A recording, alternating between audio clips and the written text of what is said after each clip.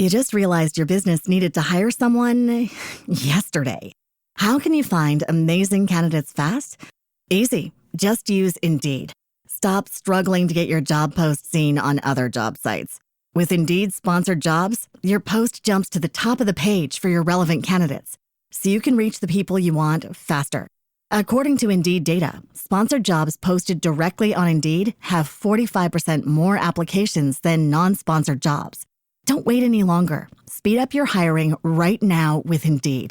And listeners of this show will get a $75 sponsored job credit to get your jobs more visibility at Indeed.com/ARTS. Just go to Indeed.com/ARTS right now and support our show by saying you heard about Indeed on this podcast. Terms and conditions apply. Hiring? Indeed is all you need. சிவகாமியின் சபதம் பாகம் 3 38ஆம் அத்தியாயம். வாதாபி மார்க்கம். புலிகேசியின் படை வாதாபியை நோக்கி போய்க் கொண்டிருந்தது. வாதாபியிலிருந்து கிளம்பிய போது அந்த படை எவ்வளவு பெரியதாயிருந்ததோ அதில் பாதிதான் இப்போது இருந்தது. ஆயினும் இன்னமும் அது பெரும் படைதான். ஏறக்குறைய 3 லட்சம் யுத்த வீரர்கள் அந்த படையில் இருந்தார்கள். 7000 போர் யானைகளும் இருந்தன. போகும் இடத்தையெல்லாம் சுடுகாடாகவும் பாலைவனமாகவும் செய்து கொண்டு அப்படை சென்றது. கிராமங்களும் பட்டணங்களும் கொள்ளையடிக்கப்பட்டன. வீடு வாசல்களையும் உடைமைகளையும் காப்பாற்றிக் கொள்ள முயன்ற மக்கள் ஈவிரக்கமின்றி கொல்லப்பட்டார்கள் அல்லது அங்கஹீனம் செய்யப்பட்டார்கள். வீடுகளும் குடிசைகளும் வைக்கோற்போர்களும் கொளுத்திவிடப்பட்டன. ஏரிக்கரைகள் வெட்டிவிடப்பட்டன. ஒரு பக்கம் பசியினாலும் இன்னொரு பக்கம் பழிவாங்கும் வெறியினாலும் சளுக்கிய வீரர்கள் இம்மாதிரி பயங்கர அட்டூழியங்களை செய்தார்கள். தாங்கள் செய்வது போதாதென்று யானைகளையும் அவர்கள் அந்த நாச வேலையில் ஏவிவிட்டார்கள். பசியும் வெறியும் கொண்ட போர் யானைகள் தாம் போகும் வழியிலிருந்த பசுஞ்சோலைகளை அழித்தன. பயிர் செய்த வயல்களை துவைத்தன. வீட்டுக் கூரையை பிடுங்கி வீசின. வைக்கோற்போர்களை இடறி எறிந்தன. இதனாலெல்லாம் சளுக்கர் படை திரும்பி போன பாதை வெகு சுலபமாக தெரிந்து கொள்ளும்படி இருந்தது. அந்த பாதையானது ஒரு பெரிய பயங்கரமான சூறை காற்று போன வழியைப் போல காணப்பட்டது. அந்த பாதையில் பின்னர் வெகு காலம் அழுகுரலும் புலம்பல் ஒலியும் கேட்டுக்கொண்டிருந்தன. பருந்துகளும் கழுகுகளும் வட்டமிட்டு கொண்டிருந்தன. நரிகள் பட்டப்பகலிலேயே ஊளையிட்டு கொண்டிருந்தன.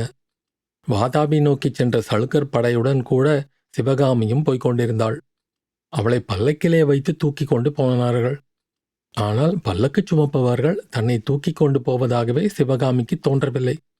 தடுக்க முடியாத ஏதோ ஒரு விதியானது தன்னை எங்கேயோ அழைத்து போய்க் கொண்டிருப்பதாகவே அவளுக்கு தோன்றியது.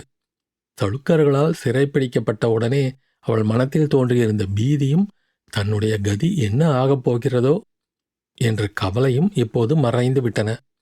அத்தகைய நிலைமையில் ஒரு அபலை பெண்ணிடம் சற்றும் எதிர்பார்க்க முடியாத மனோதைரியம் அவளுக்கு ஏற்பட்டிருந்தது. மனோதைரியம் மட்டுமல்ல, தன்னுடைய சக்தியை குறித்த ஒரு பெருமித உணர்ச்சியும் உண்டாகியிருந்தது. சிறைப்பிடிக்கப்பட்ட பெண்களை விடுதலை செய்யும்படி புலிகேசியிடம் விண்ணப்பம் செய்து வெற்றி பெற்றதிலிருந்து அந்த பெருமித உணர்ச்சி சிவகாமிக்கு உண்டாயிற்று. இதோ ஒரு சக்கரவர்த்தி, பல்லவ சாம்ராஜ்யத்தை காட்டிலும் எவ்வளவோ பெரிய சாம்ராஜ்யத்தின் சக்கரவர்த்தி அபலையாகிய தன்னுடைய வேண்டுகோளுக்கு உடனே இணங்கினார். இது மட்டுமல்ல, இன்னும் தான் என்ன சொன்னாலும் அந்தப்படி அவர் செய்ய ஆயத்தமாயிருந்தார் என்பதை அவருடைய முகபாவத்திலிருந்து சிவகாமி தெரிந்து கொண்டாள்.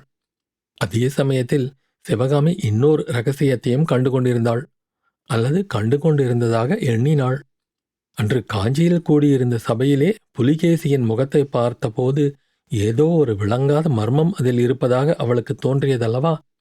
அது என்ன என்பது இப்போது அவளுக்கு தெரிந்துவிட்டது. புத்த பிக்ஷு நாகநந்தியின் முகத்துக்கும் புலிகேசியின் முகத்துக்கும் இருந்த ஒற்றுமைதான் அது. ஆஹா, தெரிந்தது மர்மம். புலிகேசி சக்கரவர்த்தியும் புத்த பிக்ஷுவும் ஒருவரேதான். மகேந்திர பல்லவர் மாறுவேடம் பூண்டு தேச யாத்திரை செய்வதுண்டு என்பதை சிவகாமி அறிந்திருந்தாளாகையால் புலிகேசியும் அப்படி மாறுவேடம் பூணுவது இயற்கை என்று அவளுக்கு தோன்றியது. புத்த பிக்ஷு தன்னுடைய நாட்டியக் கலையில் காட்டிய ஆர்வமெல்லாம் அவளுக்கு நினைவு வந்தது. ஒருவேளை தனக்காகவே புலிகேசி காஞ்சி மீது படையெடுத்து வந்திருக்கலாம் என்றும் அவள் எண்ணமிட்டாள். தன்னிடம் இவ்வளவு சக்தி இருக்கிறது என்பது சிவகாமிக்கே வியப்பையும் பிரமிப்பையும் அளித்தது. கொடுமைக்கும் குரூரத்துக்கும் பெயர் போன வாதாபி புலிகேசி தன்னுடைய விருப்பத்தின்படி நடக்க சித்தமாயிருக்கிறார். இந்த நினைவு அடிக்கடி தோன்றி சிவகாமியின் பெருமிதத்தை வளர்த்து வந்தது. அன்றியும் தன்னுடைய பாதுகாப்பை பற்றி அவளுக்கு கவலை ஏற்படாமலும் செய்தது. தன்னுடைய விருப்பத்திற்கு விரோதமாக ஒன்றும் நடவாதென்றும் தனக்கு தீங்கு எதுவும் நேராதென்றும் அவள் தைரியம் கொண்டாள். இந்த நாட்களில் சிவகாமி மாமல்லரை பற்றி நினைத்தாளா? நல்ல கேள்வி. அவளுடைய எல்லாவித மானழக அனுபவங்களுக்கும் அடிப்படையில் மாமல்லரின் நினைவு இருந்து கொண்டுதான் இருந்தது. ஆனால் அந்த நினைவு அவ்வப்போது விசித்திர ரூபங்களை கொண்டது. அன்பு ஆத்திரமாயிற்று, ஆத்திரம் துயரமாயிற்று, துயரம் துவேஷத்தையும் பழிவாங்கும் எண்ணத்தையும் உண்டாக்கிற்று. பல்லவ சாம்ராஜ்யத்தை ஆளப் பிறந்த மாமல்லரால் பல்லவ நாட்டு பெண்களை சிறைப்பிடிக்கப்படாமல் காப்பாற்ற முடியவில்லை. இந்த ஏழை சிற்பியின் மகளால் அவர்களை விடுதலை செய்ய முடிந்தது. இந்த செய்தியை சத்ருக்னன் அவரிடம் சொல்லும்போது அவர் என்ன நினைப்பார்? மகிழ்ச்சி அடைவாரா? கோபம் கொள்வாரா? அவர் என்ன நினைத்தால் இங்கு யாருக்கு என்ன? கேவலம் சிற்பியின் மகள் என்றுதானே என்னை அவர் அலட்சியம் செய்துவிட்டிருந்தார். அவருடைய தந்தை என்னை அவமானப்படுத்தியதையெல்லாம் பார்த்து கொண்டு சும்மா இருந்தார் அல்லவா? உண்மையிலேயே என்னிடம் அன்பு இருந்தால் என்னை காட்டிலும் ராஜ்யத்தை பெரிதாய் எண்ணியிருப்பாரா? மகேந்திர பல்லவரிடம் தம் எண்ணத்தை தைரியமாகச் சொல்லி என்னை மணந்து கொண்டிருக்க மாட்டாரா? அப்படி செய்திருந்தால் இந்த விபரீதமெல்லாம் நேர்ந்திருக்குமா? நல்லது, அவருக்கு ஒரு பாடம் கற்பிக்கிறேன். இதோ ஒரு மகா சக்கரவர்த்தி, பல்லவ ராஜ்யத்தை காட்டிலும் 3 மடங்கு பெரிய ராஜ்யமுடையவர். நான் காலால் இட்ட பணியை தலையால் செய்வதற்கு காத்திருக்கிறார். மாமல்லர் வந்து இதை பார்க்கட்டும். இப்படிப்பட்ட மகோன்னத பதவியை நான் எவ்வளவு துச்சமாக கருதி அவருடன் வருவதற்கு சித்தமாயிருக்கிறேன் என்பதையும் நேரிலே தெரிந்து கொள்ளட்டும். ஒருவேளை அவர் வராமலே இருந்துவிட்டால்? இந்த எண்ணம் தோன்றியதும் சிவகாமியின் உடம்பில் உள்ள இரத்தமெல்லாம் ஒரு கணத்தில் சுண்டிப்போய் அவளுடைய தேகம் ஒரு தோல் கூடாக மாறிவிட்டது போன்ற பயங்கர உணர்ச்சி ஏற்பட்டது. அடுத்த கணம் அவள் மீண்டும் தைரியம் பெற்றாள். வராமல் இருந்து விடுவாரா? ஒரு நாளும் அப்படி செய்ய மாட்டார். அவ்வளவு கேவலமான மனுஷர் அல்ல. அவருடைய அன்பும் அவ்வளவு மட்டமானதல்ல. வேலின் மேல் ஆணையிட்டு கூறிய வாக்குறுதியை நிறைவேற்றுவதற்காக வேணும் அவர் அவசியம் வருவார். ஒருவேளை அவர் வரவில்லையானால் என்பதாக சிவகாமி மனத்தை திடப்படுத்தி கொண்டு சிந்தனை செய்தாள். வரவில்லை என்றால் அதற்கு என்ன அர்த்தம்? என்னிடம் அவருக்கு உண்மையில் அன்பு இல்லை. என்னிடம் காதல் கொண்டதாக அவர் சொன்னதெல்லாம் வெறும் நடிப்பு என்றுதான் அர்த்தம். நல்லதாய் போயிற்று. அன்பில்லாதவரை பிரிந்து வந்ததற்காக நான் ஏன் வருத்தப்பட வேண்டும்? என் தந்தை எனக்கு அளித்த அற்புதமான நாட்டியக்கலை இருக்கிறது. விஸ்தாரமான வாதாபி ராஜ்யம் இருக்கிறது. அதற்கு அப்பால் ஹர்ஷவர்தனருடைய ராஜ்யமும் இருக்கிறது. அன்பில்லாத ஒரு மனிதரிடம் பிரேமை வைத்து ஏன் உருகி அழிய வேண்டும்?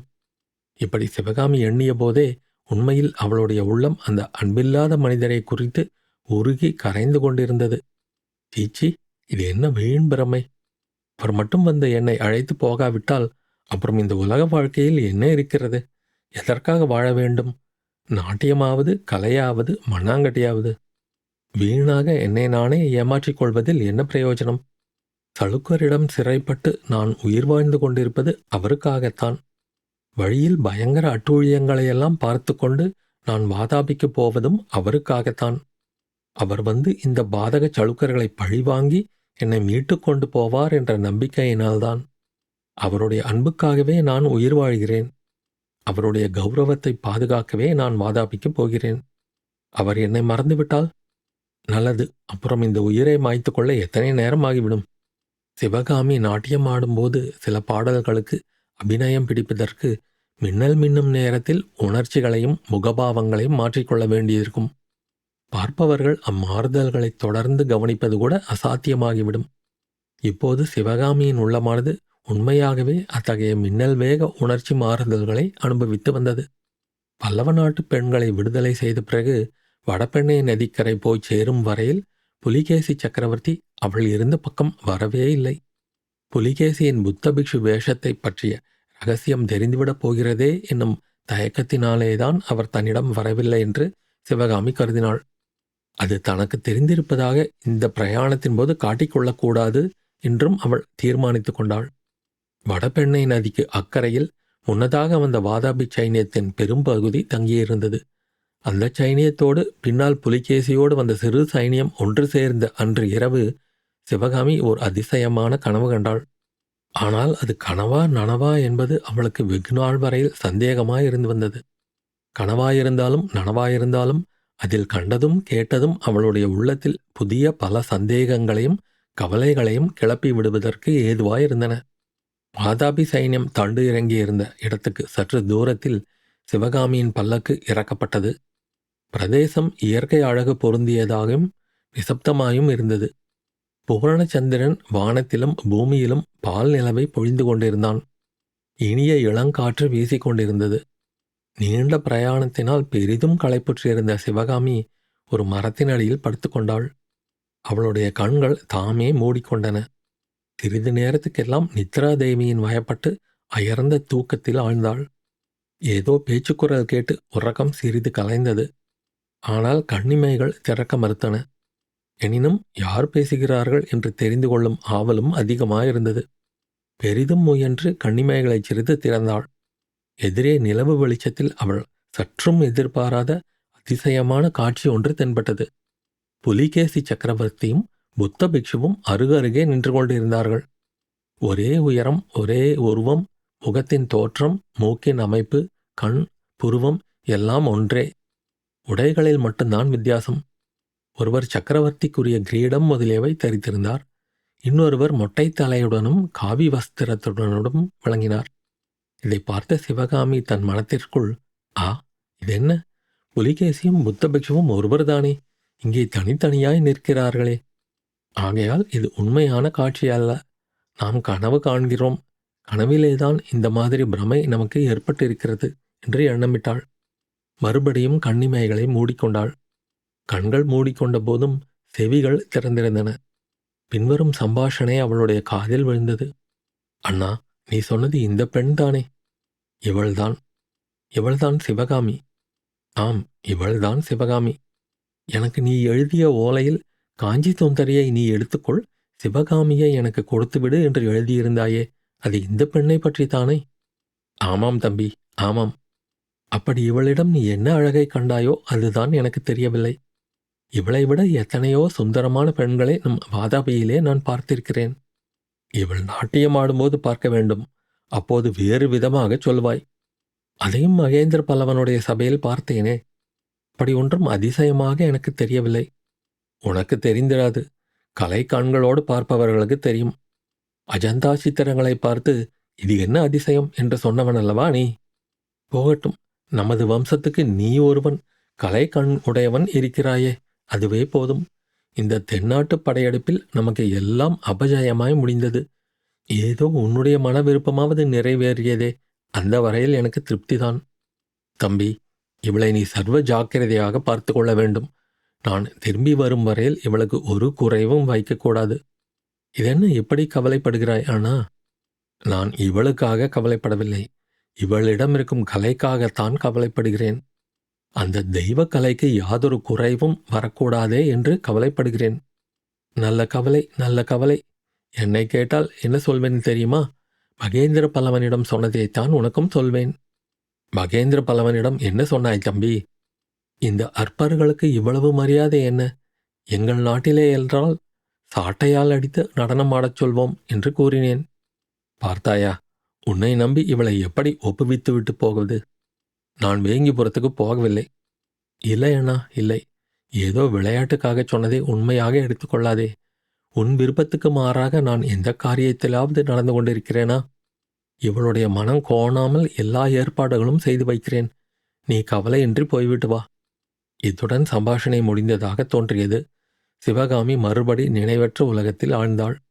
மறுநாள் பொழுது விடிந்து சிவகாமி கண் விழித்து எழுந்தபோது மேலே கூறிய கனவு காட்சியும் சம்பாஷணையும் சிறிது சிறிதாக ஞாபகம் வந்தன.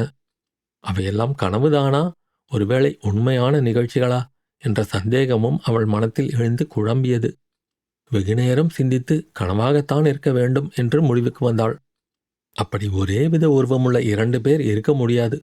இருந்தாலும் ஒருவர் பிறவாகவும் ஒருவர் சக்கரவர்த்தியாகவும் இருக்க முடியாது. அவர்கள் தன்னெதிரே வந்து நின்று அவ்விதமெல்லாம் பேசுவது ஒரு நாளும் நடந்திருக்க முடியாத காரியம். தன்னுடைய பிரேமை கொண்ட மனத்தில் கற்பனையிலேதான் இவையெல்லாம் நிகழ்ந்திருக்க வேண்டும். மூர்க்க புலிகேசியிடம் ஒரு பக்கத்தில் கலைப்பற்றும் இருக்கும் அதிசயத்தை குறித்து தான் அடிக்கடி எண்ணமிட்டது உண்டுதல்லவா? அது காரணமாகவே ஒரே மாதிரி 2 உருவங்கள் தன்னுடைய கனவிலே தோன்றி அத்தகைய சம்பாஷணையை நடத்தியிருக்க வேண்டும். புலிகேசியும் புத்தபிக்ஷமும் உண்மையில் ஒருவர்தான். இவ்விதம் சிவகாமி தீர்மானம் செய்து கொண்ட போதிலும் மேற்கண்ட கனவு கண்டதன் காரணமாக அவளுடைய உள்ளம் பெரிதும் கலக்கமும் கவலையும் அடைந்திருந்தது. அத்தியாயம் முடிவு. You just realized your business needed to hire someone yesterday. How can you find amazing candidates fast? Easy.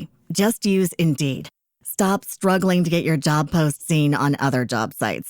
With Indeed sponsored jobs, your post jumps to the top of the page for your relevant candidates, so you can reach the people you want faster. According to Indeed data, sponsored jobs posted directly on Indeed have 45% more applications than non-sponsored jobs. Don't wait any longer. Speed up your hiring right now with Indeed. And listeners of this show will get a $75 sponsored job credit to get your jobs more visibility at Indeed.com/ARTS. Just go to Indeed.com/ARTS right now and support our show by saying you heard about Indeed on this podcast. Terms and conditions apply. Hiring? Indeed is all you need.